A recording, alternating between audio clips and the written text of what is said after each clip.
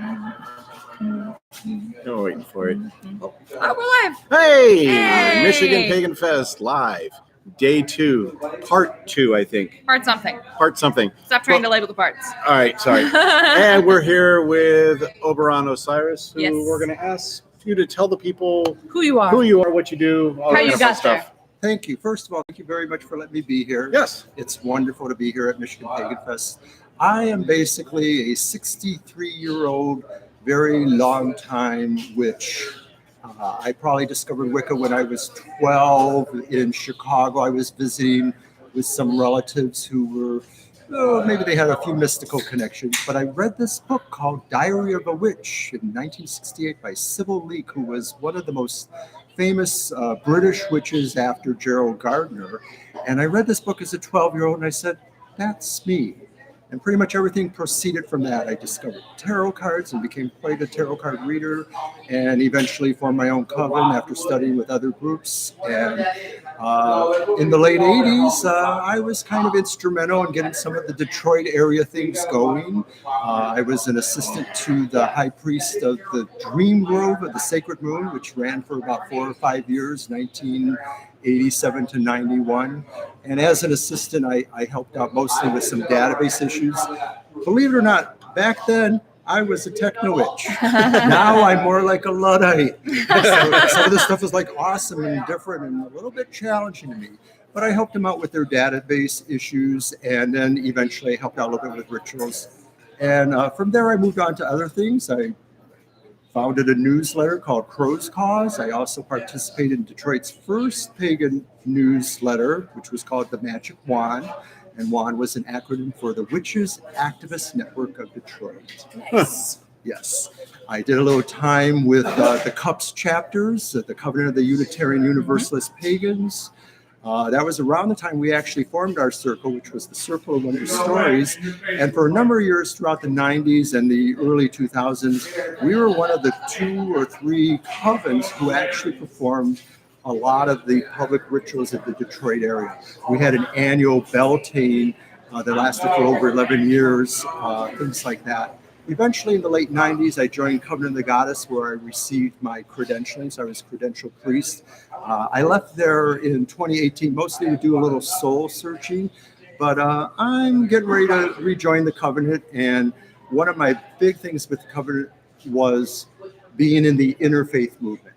And so I started working with groups of Christians, Jews, Muslims, sometimes Hindus or Native Americans, and trying to defray more information about Wicca and paganism in general.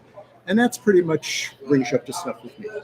Very cool. Yeah. Thank you. So you did a class yesterday, the Isis? Yes, the Cosmic Isis Yeah. Ritual. Can you tell us a little bit about that? I wasn't able Yes. to attend, so. The Cosmic Isis Ritual is actually an evolvement from a personal ritual we did in the Circle of Wonder Stories. So it was a private ritual. The concept was basically we did it on a particular eclipse of that year. I'm going to say it was mid-90s. I don't remember the exact year. It was in November. And what we wanted to do was a ritual that instilled more intuitive powers or psychic awareness and fostered that idea within our coven. But then when I was thinking of presenting here, and this had gone on for a year or two, I really thought I would like to reframe that. And I was well known during the course of our earlier ritual work as doing a lot of guided meditations. It was always a really big feature part of our rituals where I would basically take us into a meditation, induce some trance states, semi-hypnotic state, we would call that, and go with the meditation. A lot of times they were more spontaneous, but eventually I also used a lot of other works that I came across, Wiccan meditations book, things like that, because I really felt like as a librarian type person, it's important to support these works. And if you're going to buy them, then you might as well use them. Yep. So I'm kind of a back and forth with being creative enough to write my own stuff, but also do that. So needless to say, with the Cosmic Isis this year, I wanted to work with something I hadn't worked with before, and that was probably the venerable queen of guided meditations, and that's Dolores Ashcroft Nowicki. who's written many books, mostly spanning maybe perhaps more the New Age kind of thought.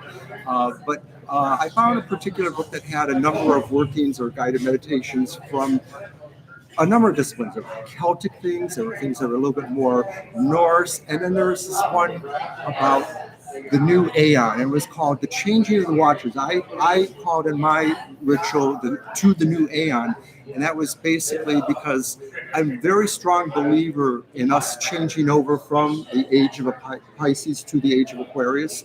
I feel that no astrologer I've ever talked to really knows when that date is. It's kind of nebulous. So we're not very strong with our astrology. Can you Okay. tell us about the Age of Pisces and the Age of Aquarius? That's a very good question, because the age of Pisces is the age of the approximate last 2,500 years, give or take maybe decades or 100 years, depending on the astrologer you talk to. But the age of Pisces, which Pisces is symbolized by the fish swimming in opposite directions, Pisces itself has strong implications for institutionalized qualities. So it tends to represent in a person's chart those things that maybe are institutionally not necessarily always good. It's not necessarily a total adverse, and maybe some of my astrologer friends might differ, but I do feel that it's often epitomized also by the prison industry, the idea that people that are in those kind of institutions, or by extension a number of other extensions, are not truly free, are not truly liberated. Moving over into the age of Aquarius, which is the age of mankind, brotherhood, and things like that, represents a big change.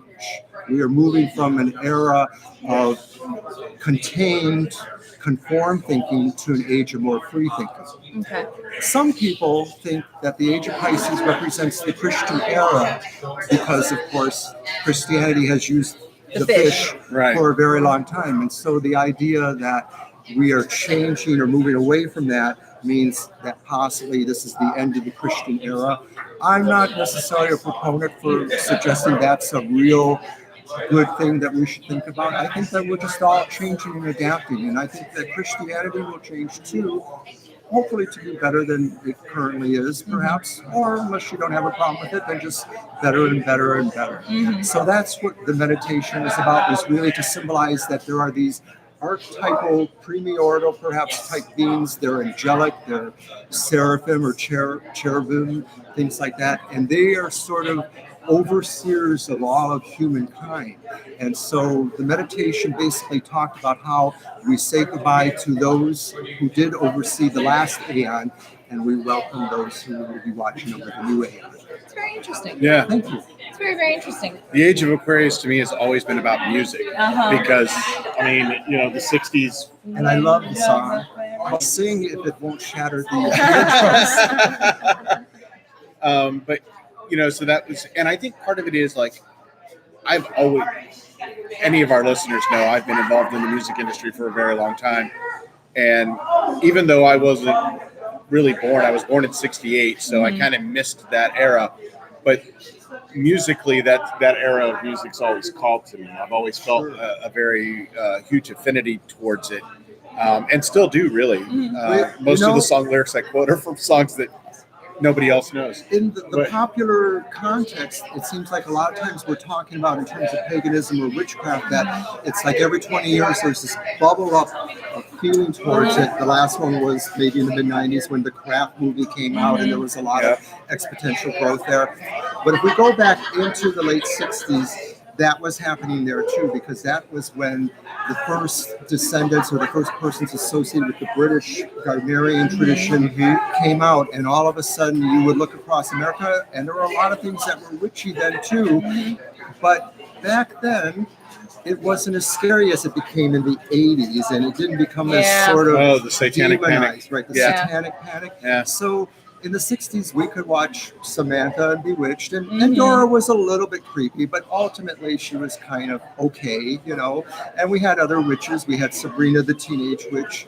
And moving forward, we saw other things in the 70s too. I think there was a time, circa 1970, where every popular sitcom, maybe it was Room 222 or Gilligan's Island or something like that, might have had an episode about the witch. Yeah. They were nearly always portrayed portrayed as more or less beneficent type persons who were not necessarily satanic at all. They might have had that trapping, oh, they're wearing black and they're a little mysterious, but they weren't really talked about. They weren't malevolent. Yeah, and they weren't really talked about. There was concept attached to them of that. That really kind of evolved more as we move towards the 80s, because my personal feeling is that the religious right was really ignoring a lot of this during the 60s and 70s, and that certain other social forces probably started to galvanize their attention. Some of that could have been the things that happened in the 70s with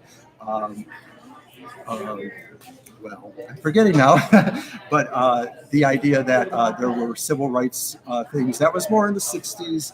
I'm thinking of the shooting in Ohio, and I can't think of it. Kent State. Oh, yeah. Thank you. Things like that started to, in my opinion, galvanize the religious right to maybe start coming out of the woodwork and saying, well, these things happen because nobody's obeying anymore. Right. Okay. And Because so you're breaking out of confinement. right, and they wanted to get us back to that tradition, and of course, by that time, the genie was truly out of the bottle. Yeah, and I think we're kind of in that. I think we're seeing that now. Seeing that pendulum swing again. Yeah. So, like, you're seeing a lot of our television shows, especially with the advent of Netflix and Hulu and that kind of stuff. You get Lucifer. Yeah. You get the Chilling Adventures of Sabrina. Yeah, we're seeing an interesting complication where witches and supernatural beings aren't being presented necessarily in a wholly negative light, but they're receiving a lot of negative veneer and then are having benevolent undertones. Right. It's a very interesting dichotomy that's happening right now. And I think that's the religious rights fighting back much quicker this time Okay. than like the TV show Good Omens. Yes. Right, which just Based on a book that came out in the 90s. Yeah, Neil Gaiman and Terry Pratchett wrote this book, and 94. They've made it into a television series now on Amazon. Yes. And we've watched it. Gwen and I have, and we loved it. We thought it was really well done. But there's been this huge thing where there's been a pushback from the religious right, and they've actually done a petition of like 20,000 signatures to have it removed from Netflix. But they want to have it removed from Netflix, which it's not even on Netflix. Not on Netflix. So they haven't even watched it. It's just it's pure rhetoric. Pure reaction. Yeah. Yep, exactly. To something they haven't even seen. So I have a question for you. Vis-a-vis Age of Aquarius, Age of Pisces, and not knowing where that exact date is. I know you were going to ask this question. Not knowing what that exact date is.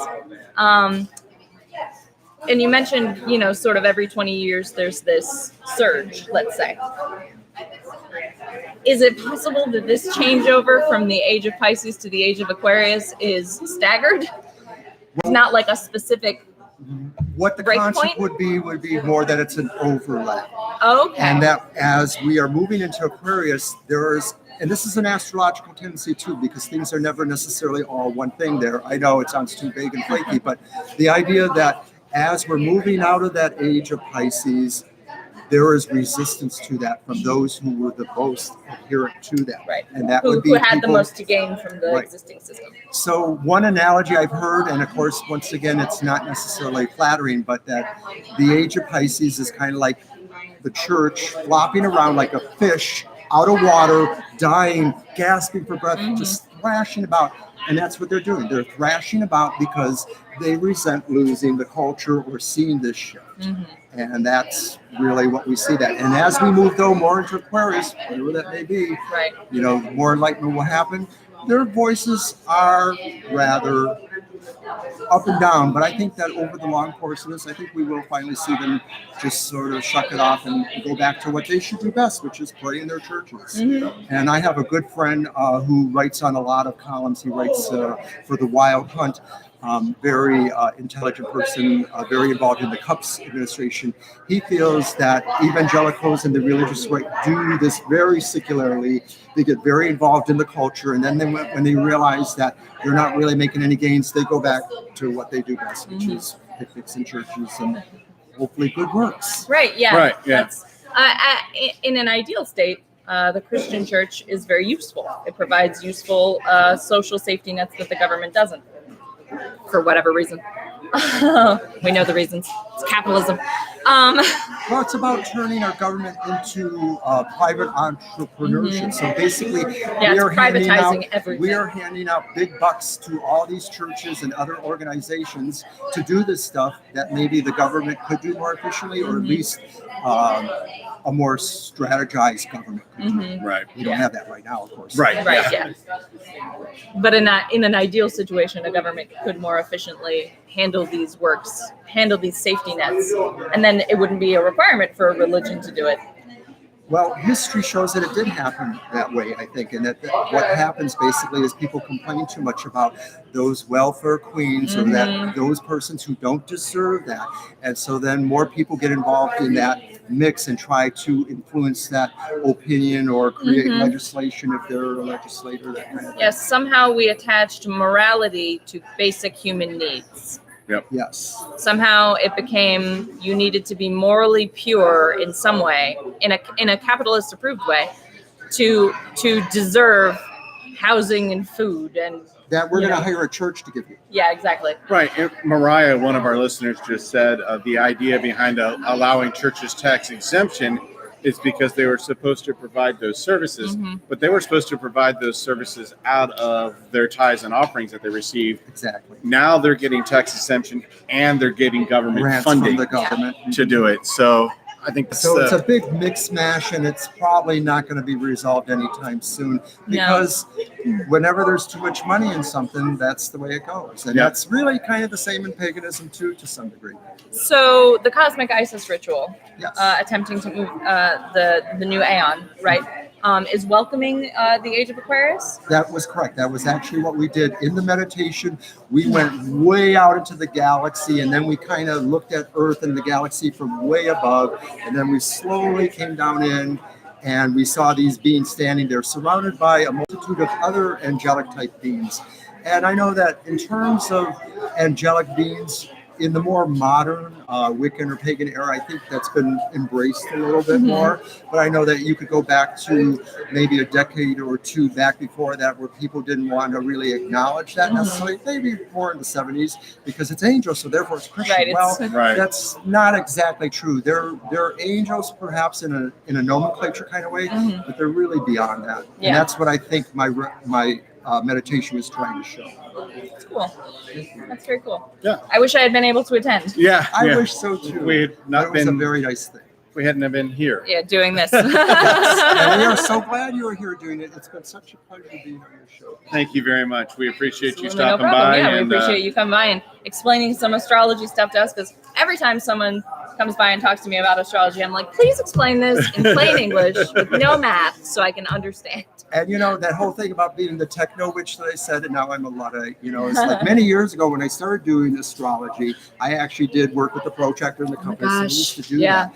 And I think I'm okay with doing that, but I think my main talent is somewhat interpretive. I am no astrologer, but I'm a lot better than the average person. What sign are you? I am a Virgo sun and I don't know my moon or rising. Okay, so what date in Virgo? Are you a September or September 3rd. Okay. Well, you may be overly critical, but you're also highly able to focus and really just pursue things maybe with a sense of less emotional quality brought to it. Like you can just be a straight shooter without necessarily bringing the emotion to it. Would you say that's accurate? That's a very accurate So response. then your moon sign would probably support that as well, because your moon sign definitely can rule and influence your personality or your intuitive abilities, things like that. So if you're not more, emotional, then maybe you have a moon sign that supports that.